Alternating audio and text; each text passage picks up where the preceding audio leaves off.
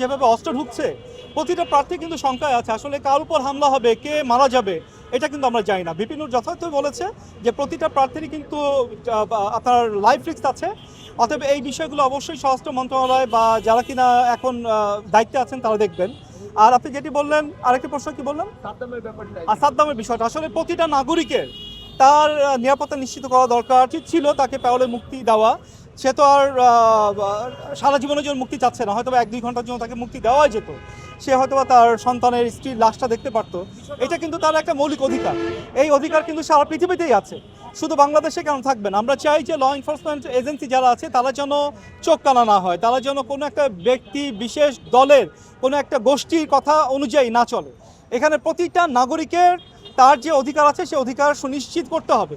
আর অপরাধী যে, সেই অপরাধীর অবশ্যই বিচার হতে হবে, তবে সেখানেও আইনের সুষ্ঠু প্রয়োগ, আইনের সুষ্ঠু যে ব্যবস্থা সেটিকে প্রয়োগ করতে হবে। এটা অমানবিক হয়েছে, এটা তো আমরা সবাই জানি। এখন মানবাধিকার লঙ্ঘন হয়েছে কিনা সেটি আসলে যারা কিনা মানবাধিকার সংস্থা বাংলাদেশে আছে তারা ভালোভাবে দেখতে পারবে, এবং আন্তর্জাতিক যারা মানবাধিকার সংস্থাগুলো আছে, অ্যামনেস্টি ইন্টারন্যাশনাল সহ, তারা নিশ্চয়ই এই বিষয়গুলো দেখবে। আচ্ছা, ভোটারদের উদ্দেশ্যে বলা আছে, তো অবশ্যই আমরা চাই যে একটা পরিবর্তনের মধ্য দিয়ে আমরা যাচ্ছি এবং আমরা একটা নতুন বাংলাদেশের কথা বলেছি। আপনারা জানেন যে অনেকেই নতুন বন্দোবস্তের কথা বলেছে, কিন্তু নতুন বন্দোবস্তের কথা বলে আসলে তারা জনগণের সাথে প্রতারণা করেছে। আপনারা জানেন যে একটা দল তারা 5 আগস্টের পর তৈরি হয়েছে, এবং আমার এখানেও সেই দলের একজন প্রধান আছে প্রার্থী হিসেবে।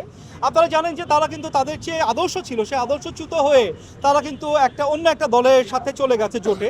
তারা কিন্তু এই দলের বিপক্ষেই গত 1 বছর 1.5 বছর কথা বলেছে, কিন্তু ঠিকই নির্বাচনের আগে তারা তাদের যে কথা সেই কথার বাইরে এসে তাদের আদর্শকে তারা ভুলুণ্ঠিত করে তারা কিন্তু আবার দেখা গিয়েছে এই দলের সাথে যুক্ত হয়েছে।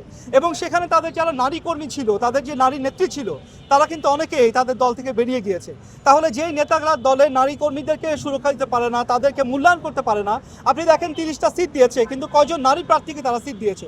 কিন্তু এনসিপিতে, আমি সরি নামটাই বলছি, কিন্তু এই দলের মধ্যে তো আসলে নারী যারা কিনা কর্মী ছিল, নারী নেত্রী ছিল, তাদেরকে নিয়েই তো তারা এতদিন আন্দোলন সংগ্রাম করেছে। তো জনগণ বোঝে, জনগণ নিশ্চয়ই জানবে, বুঝবে। এবং নারী ভোটার যারা আছে তাদেরকে বলবো, যেখানে নারীদের সম্পৃক্ততা নাই বা নারীদের সাথে যেখানে প্রতারণা করা হয়েছে, আপনারা নিশ্চয়ই দেখবেন এবং ভোট দেওয়ার সময় এই বিষয়গুলো বিবেচনা করবেন। আর আরও কয়েকজন প্রার্থী আছে যারা কিনা বাংলাদেশে থাকে না, তারা বেশিরভাগ সময় বাংলাদেশের বাইরে থাকে। তো এই বিষয়গুলো নিশ্চয়ই দেখবে জনগণ। জনগণ দেখে যারা কিনা তার প্রার্থী, যারা কিনা তাকে সবসময়ের জন্য পাশে পাবে, তাকেই যেন ভোটটা দেয়, সেই অনুরোধ জনগণের পাশে মাথা।